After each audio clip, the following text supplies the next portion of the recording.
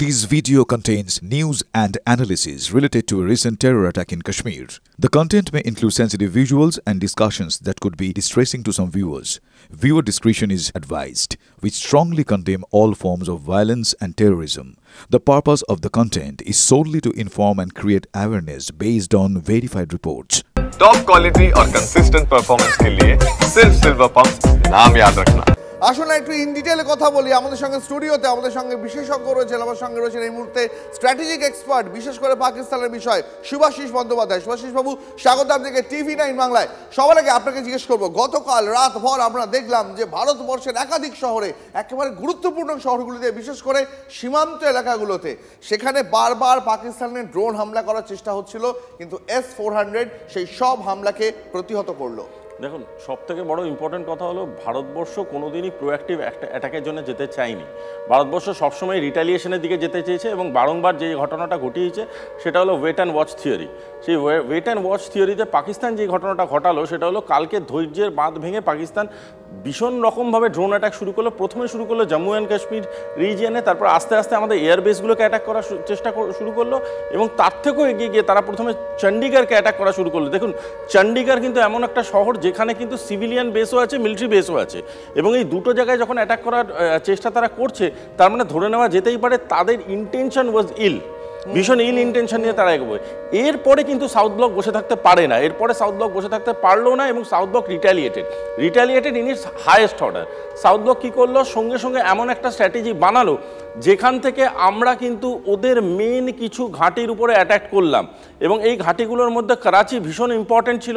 এবং আমাদের কালকে প্রথমবার INS বিক্রান্ত মুভমেন্ট হয়েছে এবং INS Vikrant has ডেমোলিশড Karachi port. মানে দিস ইজ সামথিং তোমরা হয়তো অলরেডি বলে ফেলেছো। আমরা গতকাল রাত ভোর আপনাকে যে খবর দেখিয়েছি, একেবারে আমাদের ম্যানেজিং এডিটর অমৃতাংশু ভট্টাচার্য তিনি নিজে স্টুডিওতে ছিলেন কালকে গভীর রাত পর্যন্ত, এবং প্রতিটা ইন্ডিয়ান আর্মির প্রতিটা যে মুভমেন্ট আপনাকে ইন ডিটেল জানিয়েছি, অবশ্যই ভেরিফাইড সোর্স থেকে, এবং অবশ্যই রিয়েল টাইম নয়, কারণ আমরাও ভারতের নিরাপত্তার বিষয়ে উদ্বিগ্ন এবং ভারতের নিরাপত্তা বিষয়টি আমরা মাথায় রাখি।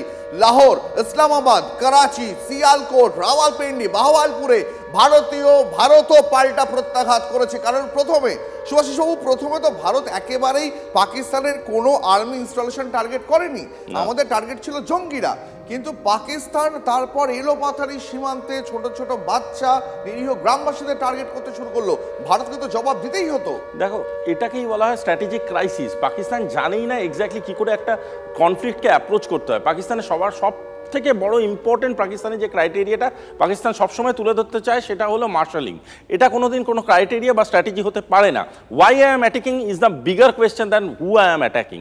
এবং পয়েন্টটা হচ্ছে আজকের ডেটে দাঁড়িয়ে পাকিস্তান যে অ্যাটাকটা স্টার্ট করলো সেটা কিন্তু অন আওয়ার সিভিলিয়ান্স। আমরা কিন্তু পাকিস্তানকে অ্যাটাক করিনি, পাকিস্তানের কোনো সামরিক স্থলকে অ্যাটাক করিনি, আমরা শুধুমাত্র অ্যাটাক করেছিলাম কিছু আর্মি, কিছু টেররিস্ট ব্র্যাকেটসকে। আজকে তার রিটালিয়েশনে পাকিস্তান মারা শুরু করলো আমাদের সিভিলিয়ান্সদের। এবং শুধু তাই নয়, কালকে যে পেনিট্রেশনের টেকনিকটা পাকিস্তান দেখিয়েছে সেটা কিন্তু ডাইরেক্টলি আমাদের সিভিল সার্কিটকে হিট করার জন্য।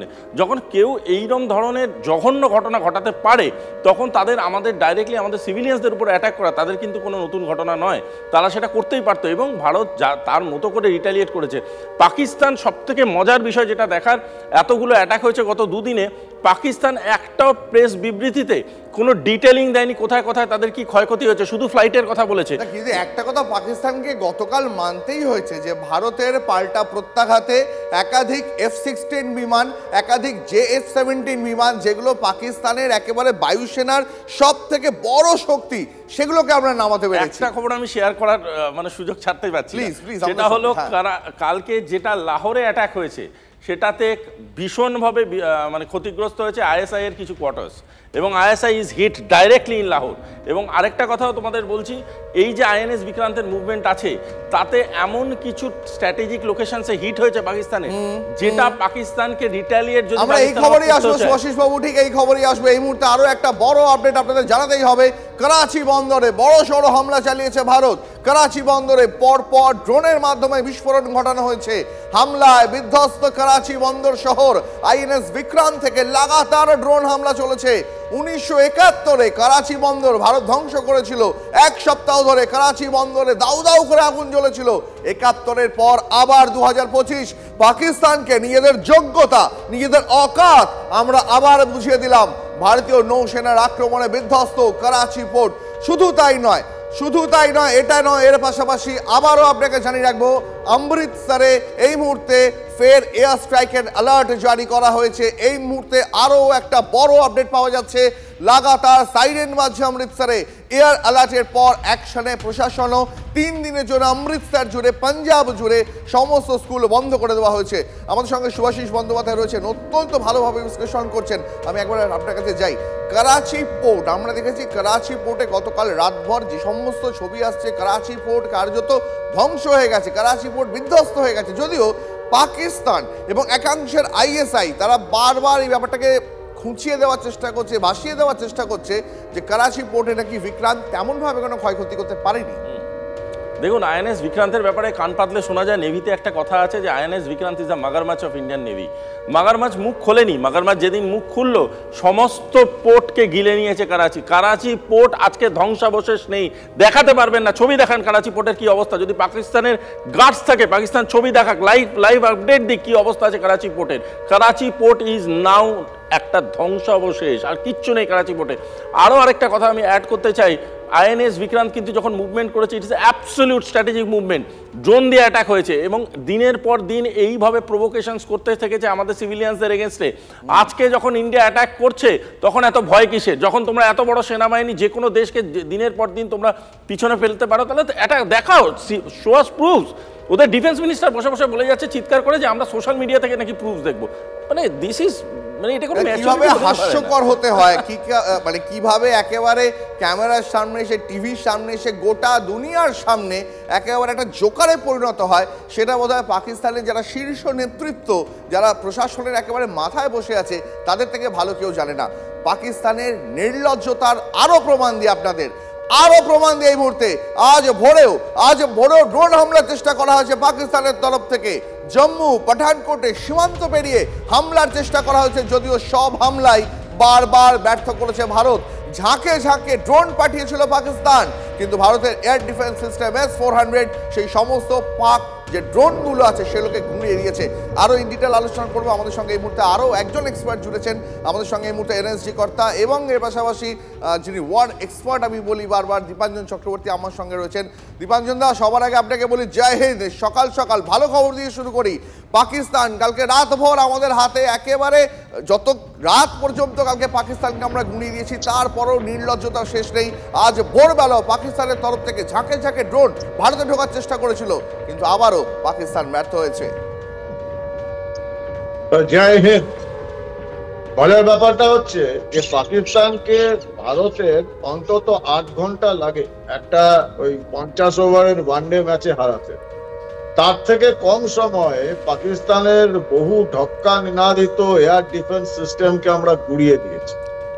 তো বোঝাই যাচ্ছে পাকিস্তান কোথায় ছিল। আর ভারত এমনি পৃথিবীর 4র্থ বৃহত্তম সামরিক শক্তি হয়নি।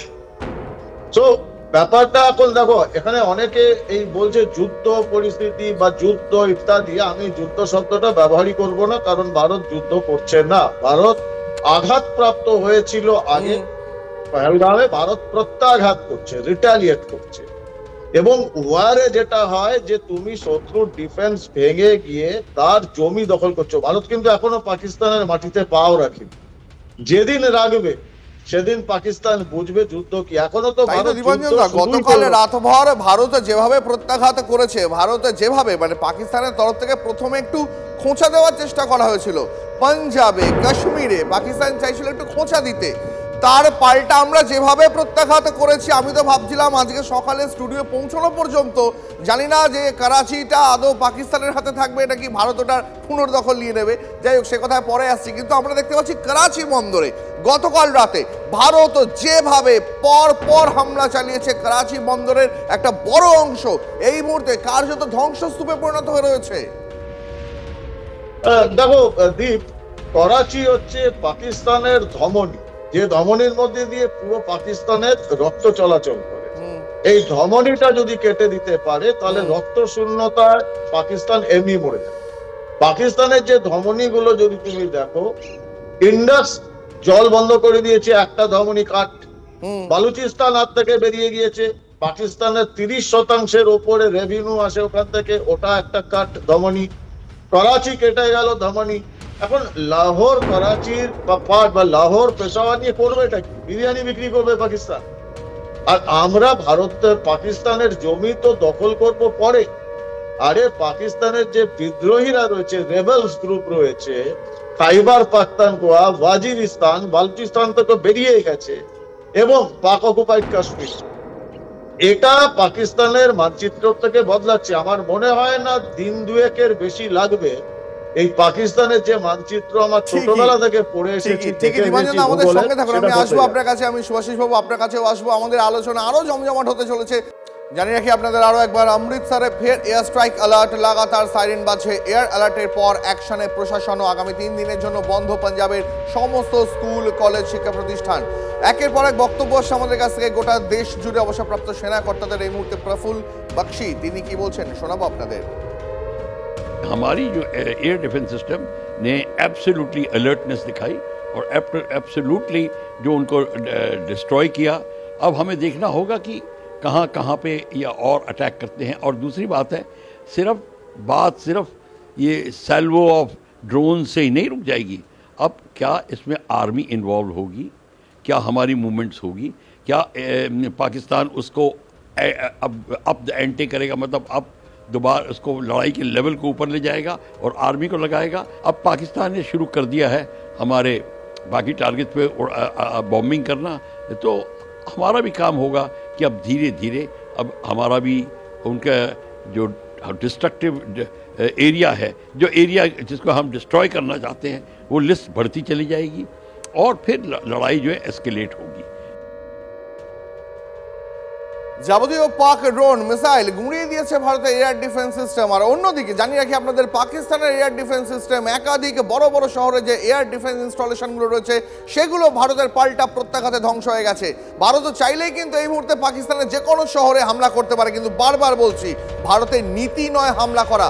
দীপাঞ্জন দা রয়েছেন আমাদের সঙ্গে। দীপাঞ্জন দা, যেভাবে গতকাল রাতভর ভারতের মানে পাকিস্তানের প্রায় সবকটা এয়ার ডিফেন্স সিস্টেম চীনের কাছ থেকে ভিক্ষায় পাওয়া, এটাও বলে রাখাটা জরুরি এখানে, সবকটা নিষ্ক্রিয় করে দিয়েছে ভারত, অধিকাংশই নিষ্ক্রিয় করে দেওয়া হয়েছে। ভারতও চাইলে রাতের মধ্যে পাকিস্তান দখল করে ফেলতে পারতো। দেখো, ভারত কিন্তু, যেটা তোমরা কারেক্টলি বলছিলে, ভারতের ইতিহাস নেই যে ভারত কখনো আক্রমণকারী দেশ হয়নি, যুদ্ধবাজ দেশ নয়। বাংলাদেশেও 71 সালেও আমরা অপেক্ষা করেছি, 65 আমরা অপেক্ষা করেছি। যখন সহ্যের সীমা পেরিয়ে গেছে, ভারতের রাষ্ট্রীয় সুরক্ষা বিপন্ন হয়ে যাচ্ছে, তখন আমরা বাধ্য হয়েছি নিউট্রালাইজ করতে এই থ্রেটটাকে। পাকিস্তানকেও কিন্তু আমরা এখনো বারবার, আমি বিশ্বাস করি, আমি বলছি, ভারত কিন্তু এখনো আক্রমণ করেনি। ভারত এখনো পাকিস্তানের বিরুদ্ধে যুদ্ধ ঘোষণা করেনি। যেটা করছে সেটা রিটালিয়েশন। বারবার আমরা তো অনুরোধ করেছি, 26 তারিখের পর থেকে বারবার ভারত সরকার অনুরোধ করেছে, বিশ্বের দরবারে অনুরোধ করেছে, পাকিস্তানকে বোঝান, সন্ত্রাসবাদীদের আমাদের হাতে তুলে দিন।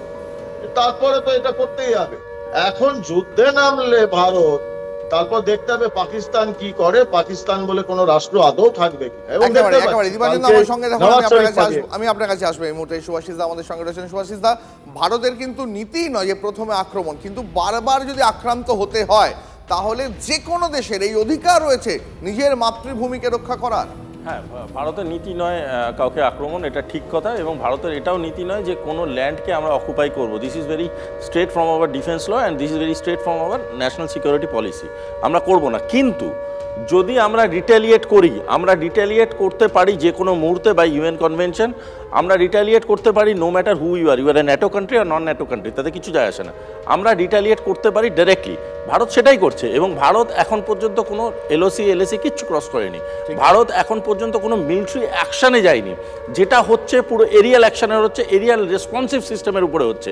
এরিয়াল অ্যাকশান, এরিয়াল রেসপন্সিভ সিস্টেমের ল এবং পলিসি ভারতবর্ষে কিন্তু ভীষণ straight. You hit me, I will hit you hard. তুমি আমাকে একটা মারো, আমি তোমাকে 10টা মারবো, and I will hit you very hard. ঠিক। সেটাই ভারত।